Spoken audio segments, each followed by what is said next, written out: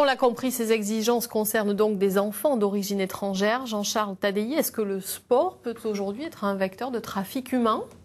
Alors oui, cela existe. Vous avez en ce moment au Diago un film qui passe qui est Black Diamonds, qui illustre parfaitement cette problématique.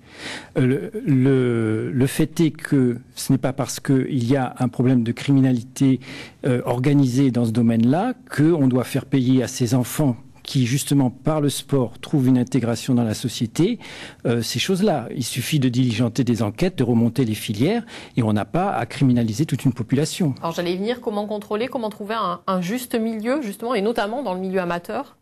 Eh bien, dans le milieu amateur, il faut que d'abord la FFF, à qui on a écrit et qui ne nous a pas répondu, se mette en règle avec tout simplement le droit français, à savoir l'article 225.1 du Code pénal, qui dit bien qu'il ne peut y avoir de discrimination liée à l'origine. Et en plus, au regard de la CIDE. La CIDE dit bien aussi que l'intérêt de l'enfant doit primer et que aussi l'origine des parents ne doit pas être un facteur de discrimination. Donc tout ça, nous l'avons fait remonter à la HALD. Nous l'avons fait remonter aussi à la CNIL parce qu'il y a un fichier et on voit très bien sur le fichier les noms des personnes et en face les pièces demandées. Donc il y a tout un listing qui est mis en place qui est totalement anormal. C'est une discrimination ? C'est une discrimination et j'espère que M. Turc nous répondra.